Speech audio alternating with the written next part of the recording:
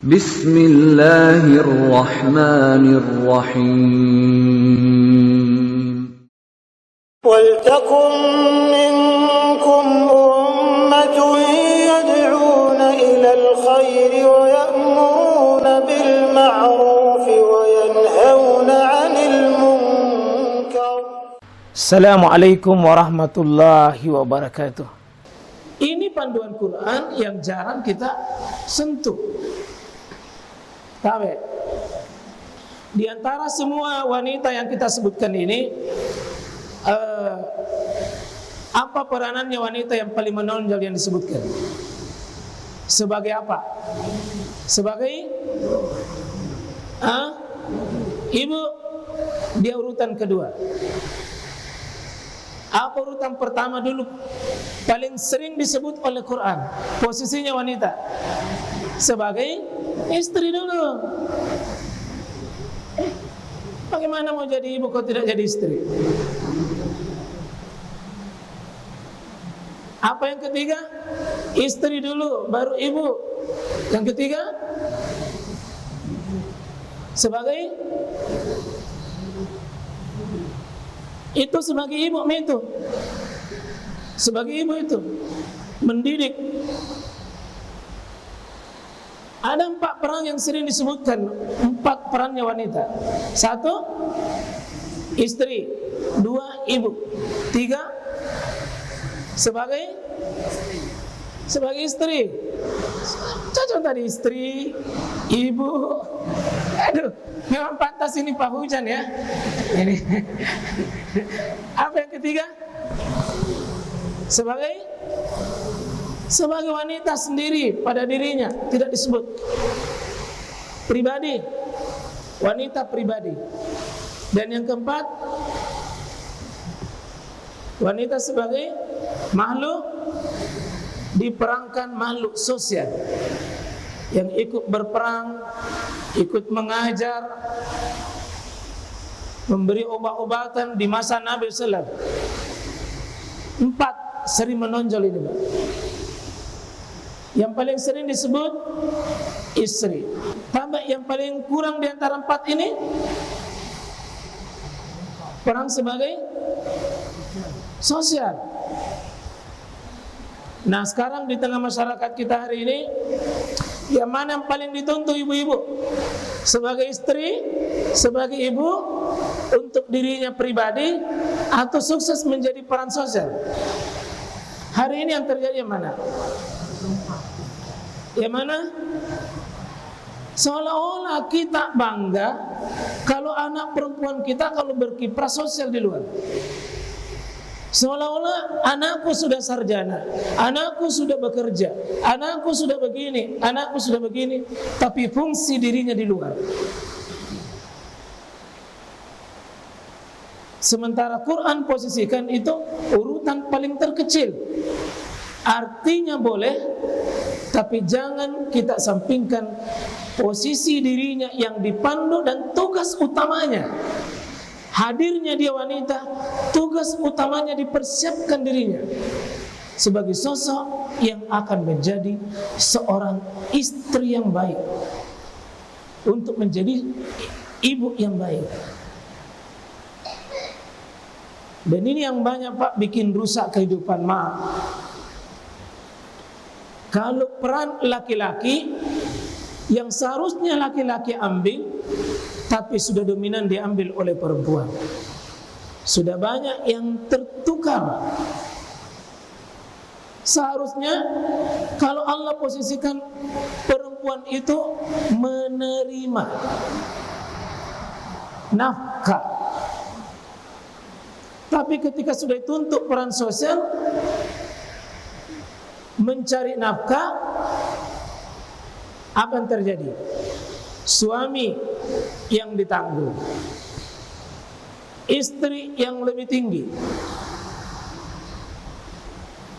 Inilah yang terjadi banyak kekerasan dalam rumah tangga.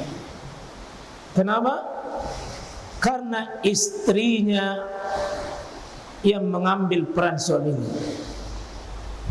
Yang begini bagus, suami pakai daster, istri yang jadi suami.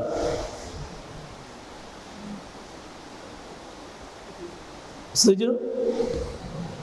Mau jadi begitu? Hah? Laki-laki mbak daster?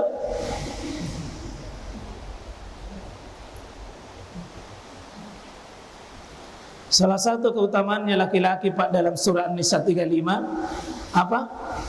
Bima anfaqu min amwalihim, karena dia memberi nafkah.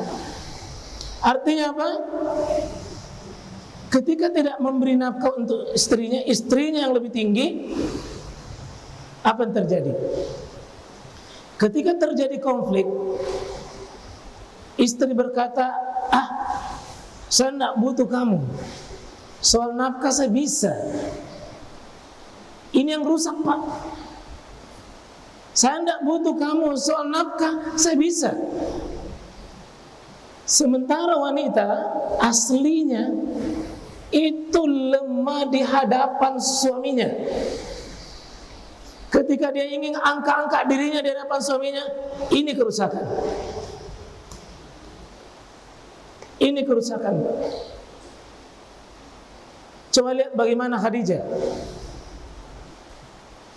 Yang mana lebih banyak uangnya Khadijah atau Nabi?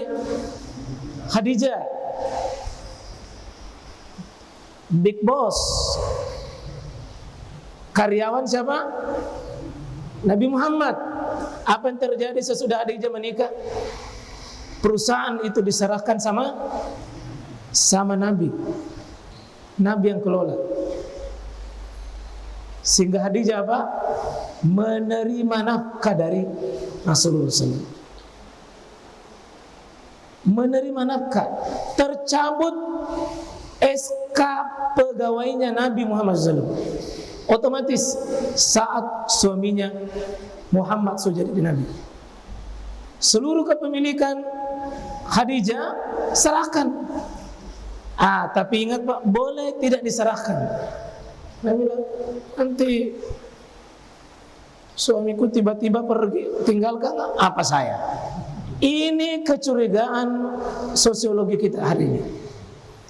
Karena kita belajar bukan dengan panduan Quran, kita hanya membaca yang ada. Terlalu banyaknya perselingkuhan, terlalu banyaknya perceraian, seolah-olah istri itu selalu curiga. Kalau bapaknya menikah, bapaknya pergi, bapaknya ini, bapaknya, bisa tonjak. Ini kerusakan. Sejatinya Quran posisikan wanita itu posisi selalu mau menerima. Dan kapan dibalik Pak, di situ kerusakan.